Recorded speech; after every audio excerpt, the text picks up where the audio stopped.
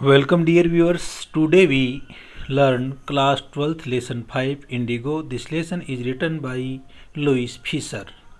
तो इस लेसन के अंदर अपन देखते हैं कि राजकुमार शुक्ल के कहने के ऊपर गांधी जी चंपारण के जो नील की खेती करने वाले किसान हैं उनकी सहायता के लिए बिहार चले जाते हैं और किस तरह से जो अंग्रेज़ों का दमन है उसका मुकाबला करते हैं।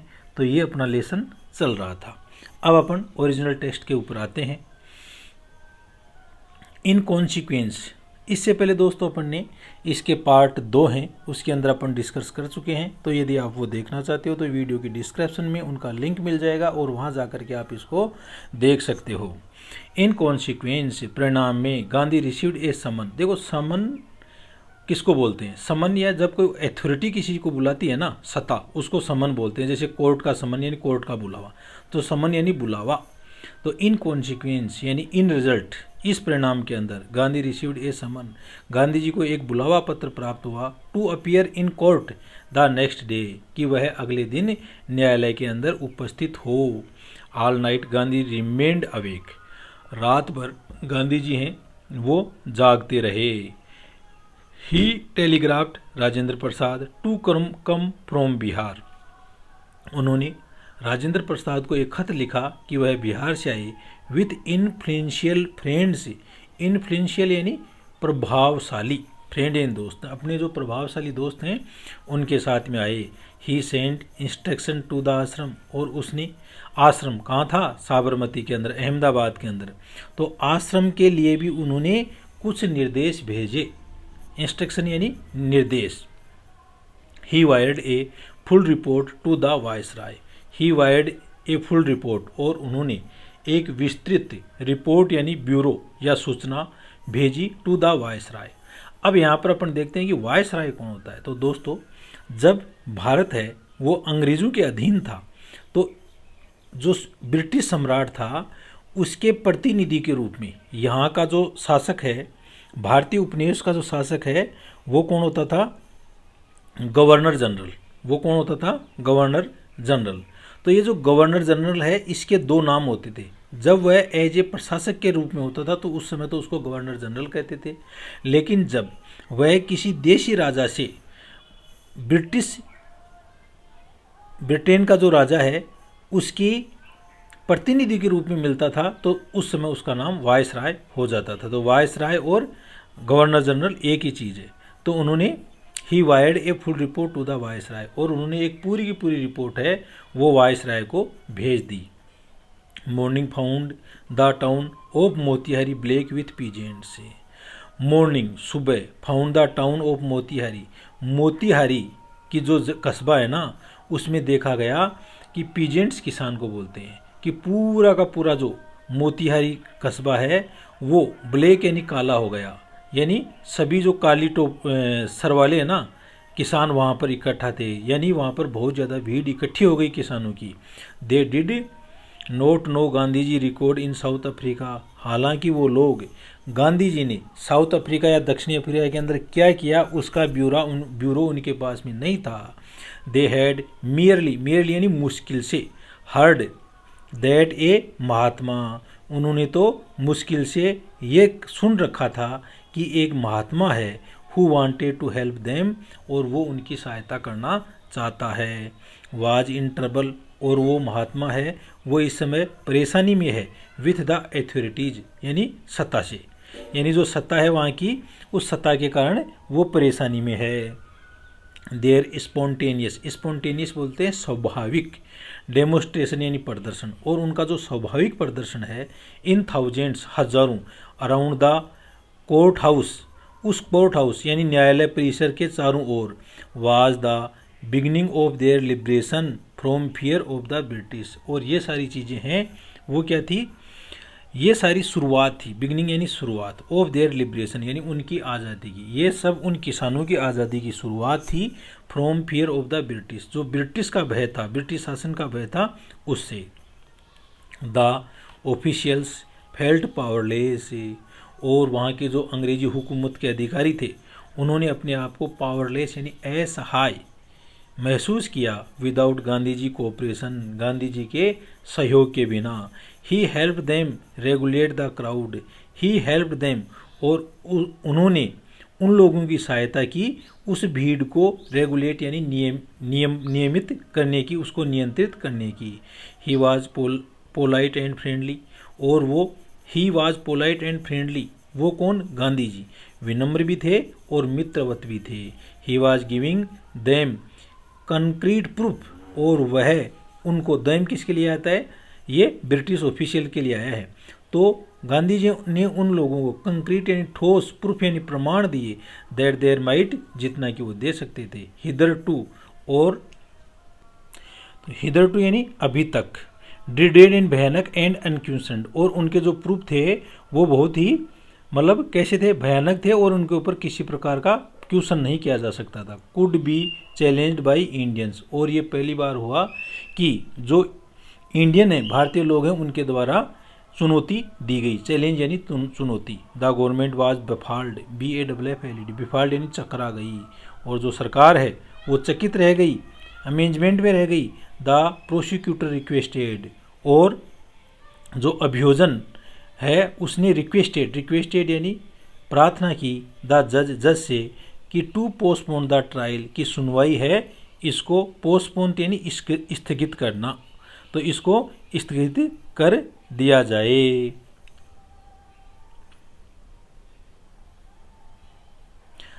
अपेरेंटली, स्वाभाविक रूप से, अपेरेंटली यानी clearly, the authorities wished to consult their superiors, और इस प्रकार से जो अथॉरिटीज या जो सत्ता के लोग हैं उन्होंने चाहा कि जो उनके सीनियर या जो उच्च अधिकारी हैं उनसे राय मशविरा किया जाए। Gandhi protested against the delay, और गांधी जी है डिले यानी देरी, जो देरी हो रही थी उसका उन्होंने विरोध किया। प्रोटेस्टेड यानी विरोध किया। ही रीड ए स्टेटमेंट प्लीडिंग गलती, और उन्होंने एक जो स्टेटमेंट है उसको पढ़ा जिसके अंदर निवेदन किया गया गलती के लिए। ही वॉज इन्वॉल्व्ड, वह उसके अंदर सम्मिलित था। ही टोल्ड द कोर्ट, और उसने कोर्ट को बताया, इन ए कन्फ्लिक्ट ऑफ ड्यूटीज, कि यहाँ पर कर्तव्यों का संघर्ष है। कन्फ्लिक्ट यानी संघर्ष, ड्यूटीज यानी कर्तव्यों का संघर्ष है। ऑन द अदर हैंड, और दूसरी तरफ, not to set a bad example, वो एक गलत उदाहरण भी नहीं देना चाहते थे एज ए लॉ ब्रेकर, कि वो कानून तोड़ने वाले हैं। ऑन द अदर हैंड, दूसरी तरफ, टू रेंडर यानी गिव यानी देना, the humanitarian and national service, और दूसरी तरफ वो एक मानवतावादी और राष्ट्रीय सेवा भी देना चाहते थे। तो गांधी जी हर चीज़ के बीच में बैलेंस करके चल रहे थे। फॉर विच, इसके लिए, ही हैड कम, और इसीलिए वो वहाँ पर आए थे। He disregarded the order to leave, और उन्होंने जो जाने का जो ऑर्डर था ना, आदेश था, उसका कोई सम्मान नहीं किया, उसकी अवज्ञा कर दी।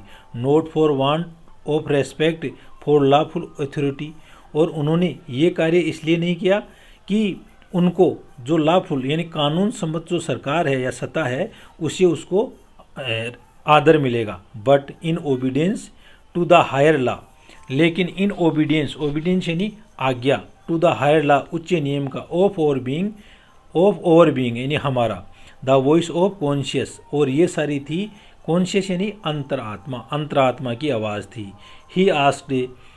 He asked the penalty due, और उन्होंने इसके लिए पेनल्टी यानी जुर्माना कितना बाकी है उसके लिए पूछा।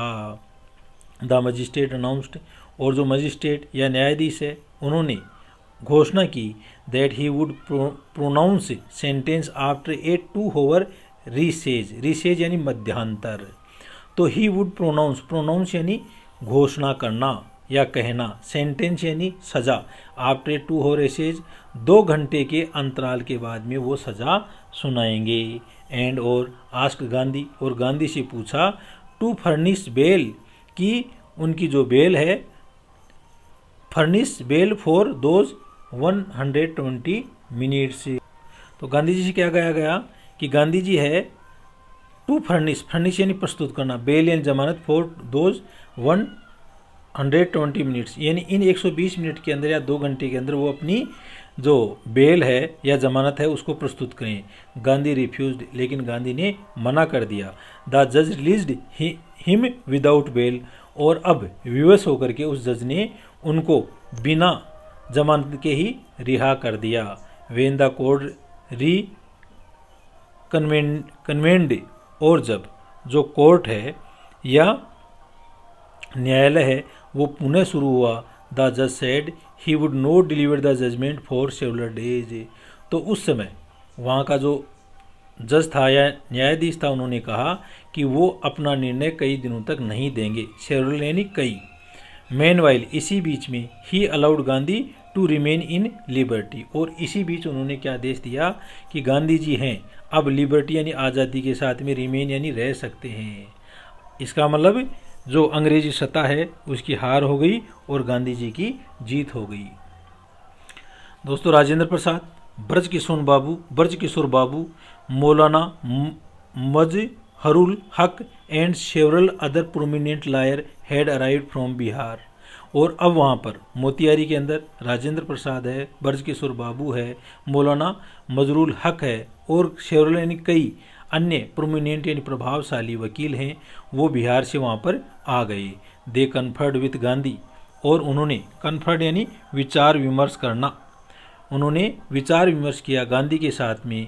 वाट वुड दे डू, कि वो क्या करेंगे, if he was sentence to prison, यदि सेंटेंस्ड यानी सज़ा सुनाना या भेज देना, प्रिजन एंड जेल, यदि उनको जेल भेज दिया जाएगा तो वो क्या करेंगे। गांधी आस्क्ड, गांधी ने कहा, वाई, क्यों।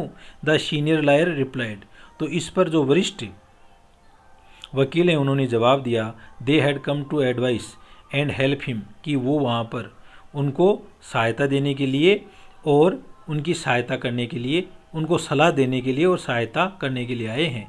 If he went to jail, और यदि आप जेल चले जाओगे, there would be nobody to advise, तो यहाँ पर कोई भी नहीं रहेगा जिसको सलाह दी जाए, and they would go home, और वो घर चले जाएंगे। What about the injustice to the sharecroppers यानी नील के बटाईदार किसान। तो ये जो नील के बटाईदार किसान हैं, इनकी अन्याय का क्या होगा। गांधी डिमांडेड, गांधी ने मांग की, भाई आप लोग तो चले जाओगे, मैं जेल में चले जाऊंगा, तो इन्हें बेचारे किसानों की का क्या होगा, इनके अन्याय जो इनके साथ में हो रहा है उसका क्या होगा। तो the lawyers withdrew to consult, और जो लायर्स हैं, जो आए हुए जो वकील हैं, उन्होंने इसके ऊपर क्या किया, कंसल्ट किया, विचार विमर्श किया। Rajendra Prasad has recorded the upshot of their consultation.